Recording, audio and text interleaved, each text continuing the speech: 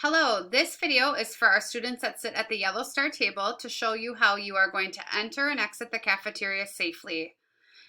To begin, you'll walk through the back cafeteria doors and you will safely place your mask bag with your mask in it in the yellow star bucket that will be located right by the door. You will place your mask in the yellow star bucket by the door. If you are a cold lunch student, you are going to continue to your table where you will have a seat. If you are a hot lunch student, you are going to, at that point, continue down to the cafeteria line using the red social distancing dots on the floor.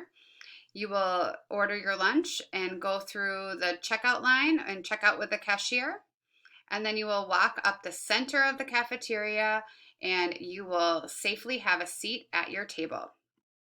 At the end of lunch, you will notice that it is a red cup and your cafeteria supervisors are going to dismiss you row by row. You will begin by throwing away your garbage and then you will proceed to the sanitizing station to to get sanitized clean hands prior to going to the yellow star table to collect your mask that has been placed there by the adults from the basket when you originally came in the cafeteria.